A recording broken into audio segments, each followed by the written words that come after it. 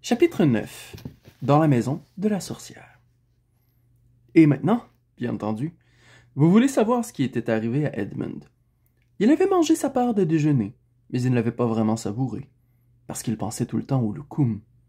Et il n'y a rien qui gâche plus le goût d'une bonne nourriture ordinaire que le souvenir d'une mauvaise nourriture magique. Il avait entendu la conversation, mais il ne l'avait pas appréciée non plus, parce qu'il continuait à croire que les autres ne faisaient pas attention à lui, et essayaient de lui battre froid. Ce n'était pas vrai, mais il se l'imaginait. Il avait écouté jusqu'à ce que M. Castor leur ait parlé d'Aslan et leur ait révélé tous les détails de la rencontre à la table de pierre. C'est ensuite qu'il se mit, dans le plus grand silence, à ramper sous le rideau qui pendait devant la porte. Car la mention du nom d'Aslan lui faisait éprouver un sentiment d'horreur mystérieuse, alors qu'elle donnait aux autres un sentiment d'extraordinaire bien-être. Au moment où M. Castor avait récité le poème « La chair d'Adam et les os d'Adam », Edmund avait tourné sans bruit la poignée de la porte. Et juste avant que M. Castor ait commencé à leur expliquer que la sorcière blanche n'était pas un être humain, mais à moitié une djinn, à moitié une géante, Edmund était sorti, dans la neige, et avait refermé avec précaution la porte derrière lui.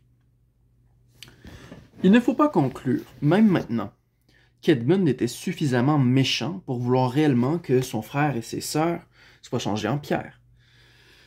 Ce qu'il voulait, c'était manger des loukoums, être prince, puis roi, et prendre sa revanche sur Peter, qu'il avait qualifié de dégoûtant. En ce qui concerne le traitement que la sorcière réserverait aux autres, il ne voulait pas qu'elle soit trop gentille avec eux, ni surtout qu'elle les mette sur le même plan que lui.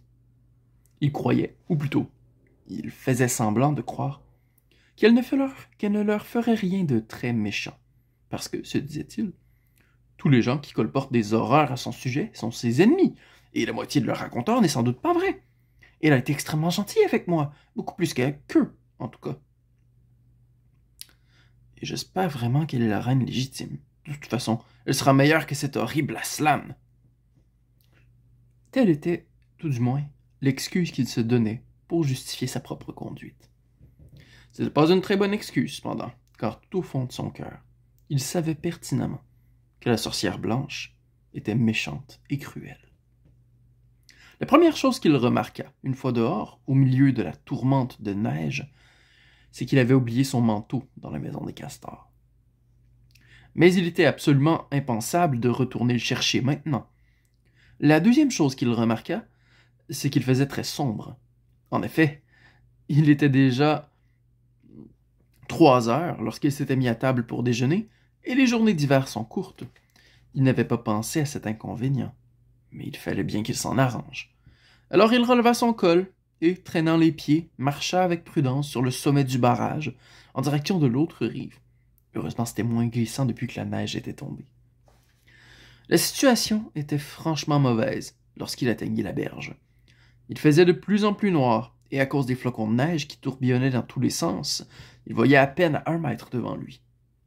En outre, il n'y avait pas de chemin. À chaque instant, il glissait dans de profondes coulées de neige, dérapait sur des petites mares gelées, butait contre des troncs d'arbres abattus, glissait sur des talus à pic, s'éraflait les tibias contre des rochers, tant et si bien qu'il ne tarda pas à être complètement transi et contusionné. Le silence et la solitude étaient épouvantables, et je pense vraiment qu'il aurait renoncé à son plan et serait rentré pour avouer sa faute et faire la paix avec les autres, s'il ne s'était dit, soudain, « Lorsque je serai roi de Narnia, la première chose que je ferai sera de construire quelques routes convenables. » Cette pensée, évidemment, le fit songer à son rêve de royauté, et à toutes les choses qu'il accomplirait, et cela le réconforta considérablement. Il venait juste de décider, en imagination, quelle sorte de palais il habiterait, combien de voitures il aurait, tout ce qui concernait son cinéma privé, le tracé des principales voies ferrées, quelles lois il promulguerait contre les castors et leurs barrages. Et il finissait juste d'échafauder quelques plans pour remettre Peter à sa place, lorsque, subitement, le temps changea. D'abord, la neige s'arrêta de tomber. Puis le vent se leva et la température devint glaciale. Finalement, les nuages se dissipèrent et la lune apparut. C'était la pleine lune. En étincelant sur toute cette neige, elle rendit chaque chose presque aussi claire que le jour. Seules les ombres étaient déroutantes. Edmund n'aurait jamais trouvé son chemin si la lune n'était pas apparue au moment où il atteignit l'autre rivière. Vous vous souvenez qu'il avait vu, en arrivant chez les castors, une rivière plus petite qui rejoignait la grande dans son cours inférieur. Or, il était parvenu à ce confluent et il bifurqua donc pour suivre la petite rivière et remonter son cours. La vallée qu'elle descendait était beaucoup plus escarpée et rocailleuse que celle qu'il venait de quitter, et surtout beaucoup plus encombrée de buissons et de taillis. Il n'aurait certainement pas réussi à s'y frayer un passage dans l'obscurité. Et même à la lumière de la lune, il se mouilla jusqu'aux os, car il devait se baisser pour se faufiler sous des branches, et de lourds paquets de neige lui glissaient sur le dos. Chaque fois que cela se produisait, il haïssait un peu plus Peter, comme si c'était de sa faute. Il finit par arriver dans un endroit, au terrain plus égal, où la vallée s'élargissait. Là, de l'autre côté de la rivière, très près de lui, au milieu d'une petite plaine entre deux collines, il vit ce qui devait être la maison de la sorcière blanche. La lune brillait d'un éclat plus lumineux que jamais. La maison était en réalité un petit château. Il semblait uniquement composé de tours, de petites tours coiffées de longues flèches pointues comme des aiguilles. Elles ressemblaient à d'immenses bonnets d'âne ou encore à des chapeaux de magiciens. Elles brillaient au clair de lune et leurs ombres démesurées avaient l'air étrange sur la neige. Edmund commença à avoir peur de la maison. Mais il était trop tard pour songer à revenir en arrière maintenant. Il traversa la rivière sur la glace et marcha vers la maison. Rien ne bougeait. On n'entendait pas le moindre bruit. Ses propres pas étaient parfaitement silencieux sur l'épaisse couche de neige fraîche. Il marcha, et passa devant chaque coin de la maison, et devant chaque tour, afin de trouver la porte d'entrée. Pour y parvenir, il dut contourner le château jusqu'à sa façade la plus éloignée. C'était une voûte immense, dont les hautes portes de fer étaient grandes ouvertes. Edmund avança furtivement vers la voûte et jeta un regard à l'intérieur de la cour. Il vit là un spectacle qui lui provoqua presque un arrêt du cœur. Juste à l'entrée, dans le clair de lune, était tapis un énorme lion, ramassé sur lui-même, comme s'il était prêt à bondir. Edmund resta dans l'ombre de la voûte, les genoux tremblants, craignant d'avancer et craignant de reculer. Il resta là, si longtemps qu'il aurait claqué des dents de froid, s'il n'avait pas déjà claqué des dents de peur. Combien de temps demeura-t-il ainsi?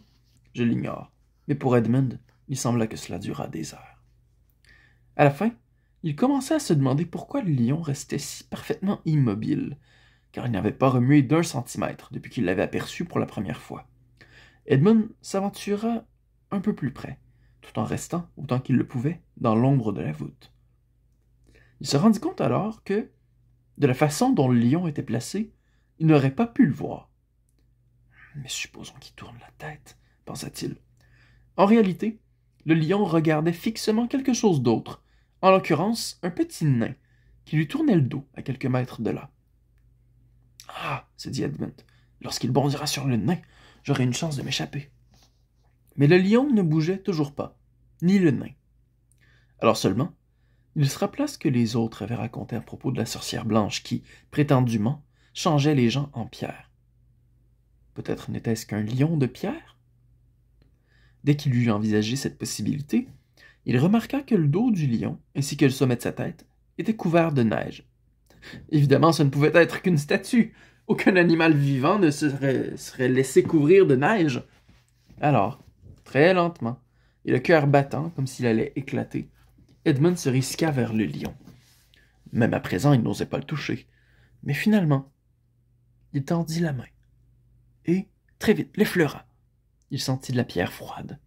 Il avait été épouvanté par une simple statue.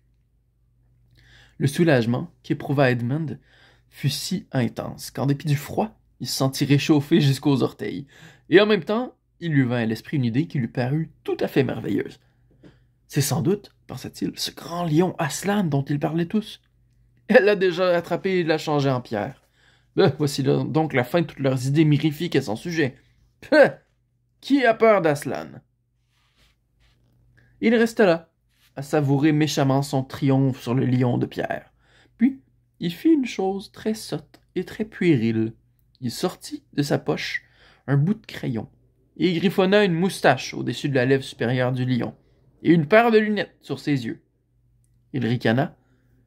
« Oh là là, vieil idiot d'Aslan, ça t'amuse-t-il d'être en pierre? » Mais, en dépit des gribouillages, la figure de ce grand fauve avait encore l'air si terrible, si triste et si noble, avec son regard fixe dans le clair de lune, qu'Edmund ne prit aucun plaisir à se moquer de lui. Il s'en détourna et entreprit de traverser la cour.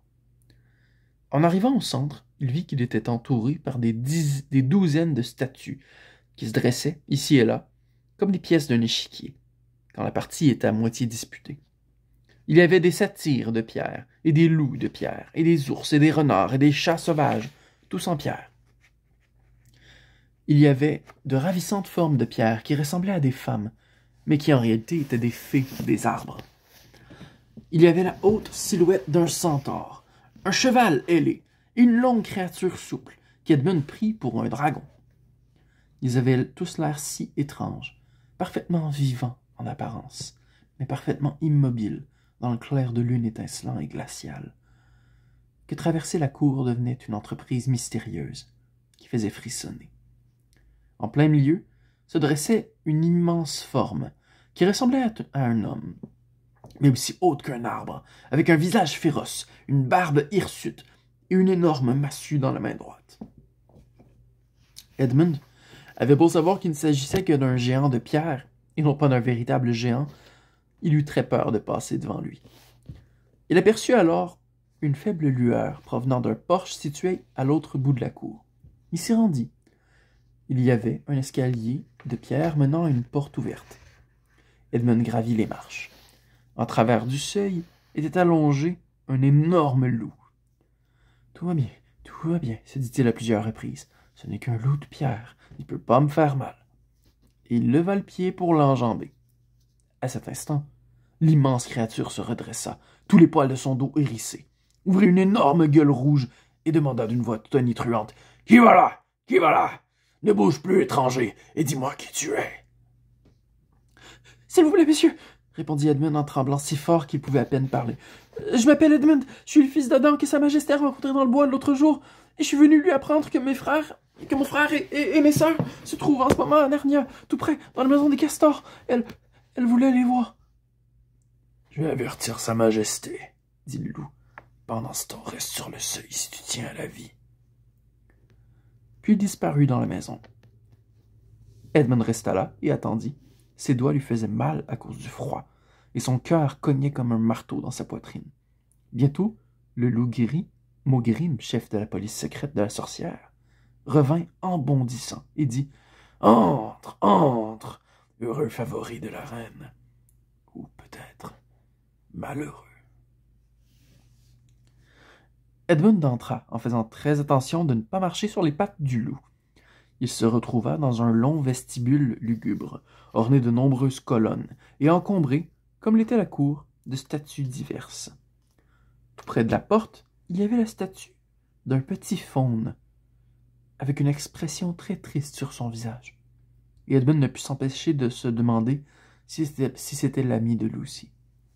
La lumière émanait d'une seule lampe, à côté de laquelle était assise la sorcière blanche. « Je suis venu, votre majesté !» s'écria Edmund en se précipitant vers elle. « Comment oses-tu venir seul ?»